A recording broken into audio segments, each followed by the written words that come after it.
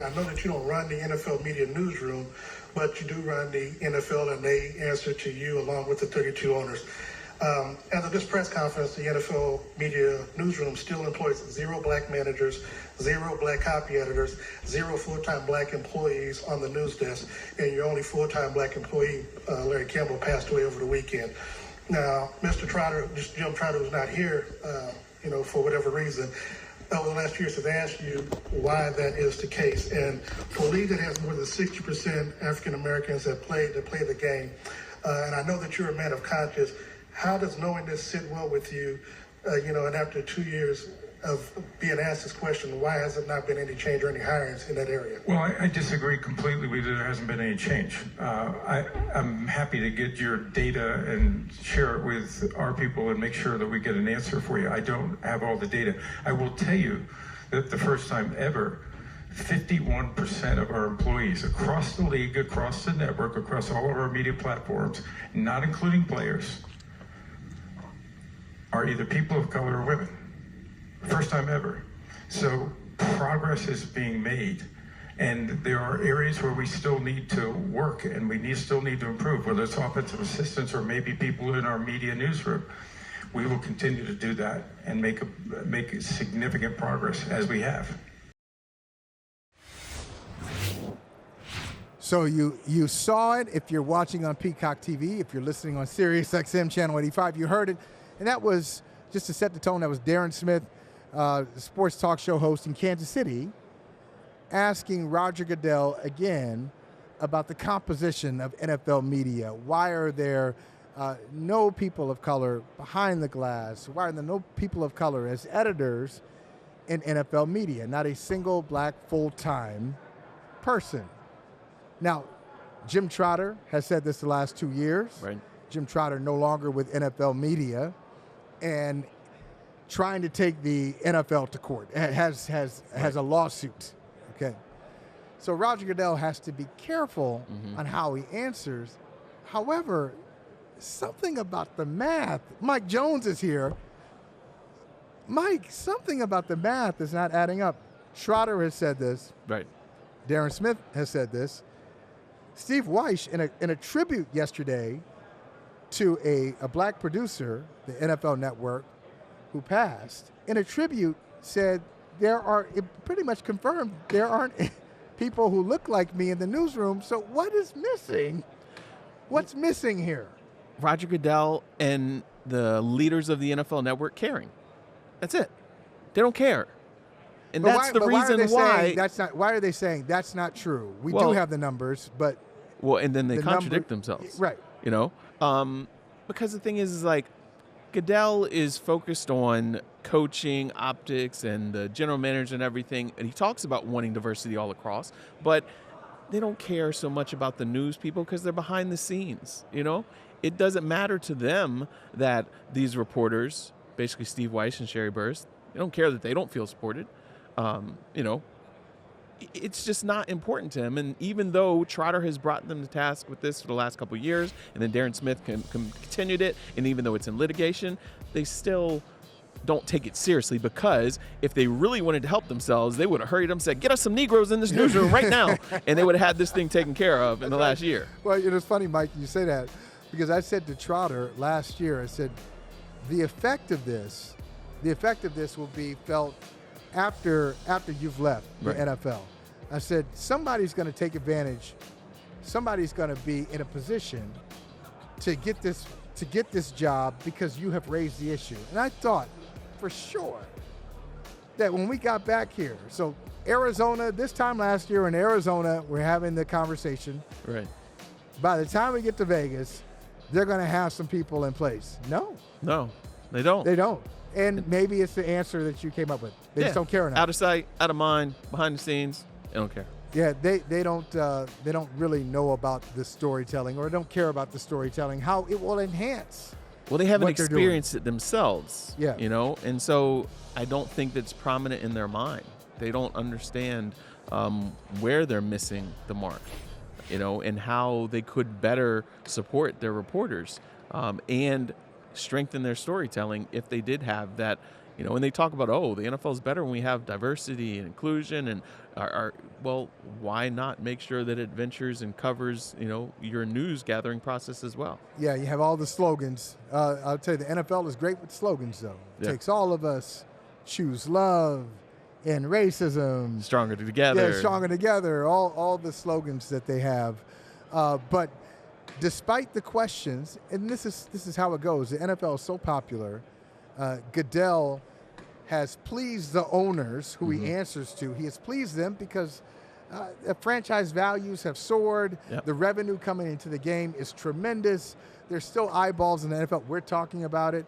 And what's going to happen is as we get closer to the game, we'll talk more about the game, and we'll talk more about the other announcement that came out of yesterday that on a Friday in September in Brazil, there's going to be Philadelphia Eagles, unknown opponent, but the Eagles are going to be in Brazil opening the football season.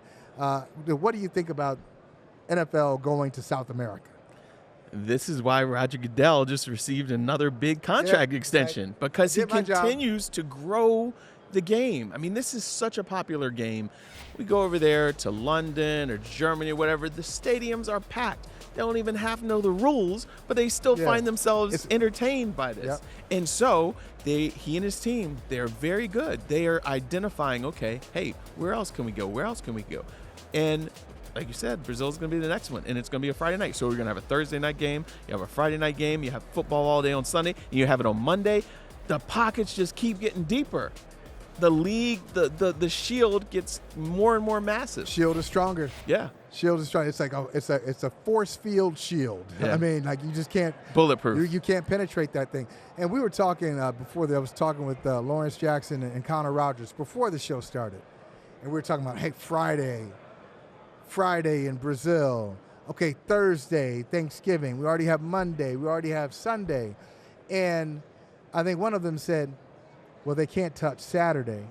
I said, "Yes, they can. During the playoffs, they do. But late in the year. But they choose in September, October, November.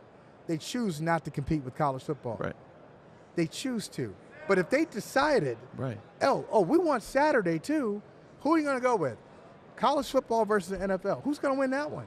There will be people who will stick with their college teams, but as a whole, NFL. And look, for years they didn't touch Friday because of Friday night football. They cared about that. High schools. Yeah, they cared about. Now it's like, hey, let's get us some Friday night football. There's money. Let's get a piece of that pie right there. So look, they will continue to print money.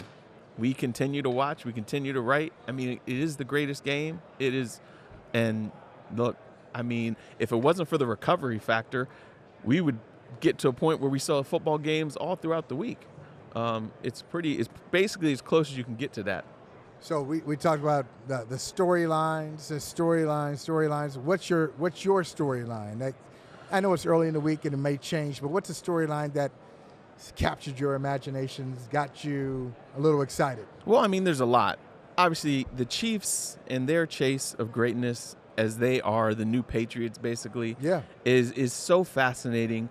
And look, we looked at them and thought, this might not be their year.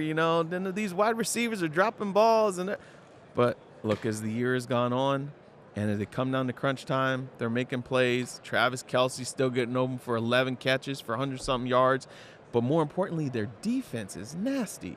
13 points a game in the postseason. So Mahomes and them, they didn't even have to score against Baltimore in the second half of that game because their defense is so good. Now, this is going to be a great chess match here. I'm curious to see, okay, they've got all the experience. They've been there. This 49ers team, some of those guys were here, a number of years ago when they lost to them the first time. But it's a new experience for a lot of them. And that experience matters, when just the psychological aspect of it. So very curious to see how that plays out on the field as well. So I think we're talking a lot.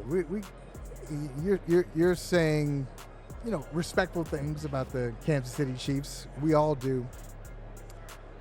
Who's the 49er that you kind of put on a pedestal? Is there anybody on that side you say, hey, I don't want to bet against that dude either? Well, I mean, you think about the guy I don't want to bet against, Kyle Shanahan, because he's such a great... You don't want to bet against Shanahan? He is a great mastermind. Today is the anniversary. Yeah. Okay, but that's in the past. Yo, Okay. Yeah. 7 years. It was But so, hey, was can only you 7 never years ago. learn? Can you learn? Can you learn and change? The way Can that, I? No, hey, but most people can. Yeah. Can I? Not really. Part of me, as much respect and admiration and just marvel at Andy Reid and what he does.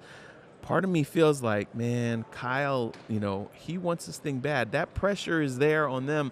I mean, what he's done with Brock Purdy even, is pretty remarkable. Their defense, they have a lot of weapons, and so it is. What is he able to do to position his team, to motivate them, to pull out this victory right here? I think it's going to be a close game. I think so too. We'll see what the defense has cooked up, Steve Spagnuolo has cooked up for Brock Purdy, because really, if he wets the bed, they got no chance. But if he plays like he did against Detroit, where he's running, he's throwing, doing all this stuff, then they have a really good chance as well. Depends on when he wets the bed. First quarter, you take those sheets, put them into the whirlpool, quick wash. Right.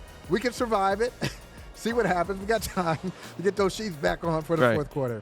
If a young guy can shrug that off on this stage. Mike Jones, one of the best to do it. Good to see you, man. Thanks for having me. Yes, sir. Hey, thank you for watching Brother from Another. If you haven't hit that subscribe button, go ahead and do that now. Don't forget, you can catch us 3 to 4 weekdays on PeacockTV.com and on Sirius XM Channel 85.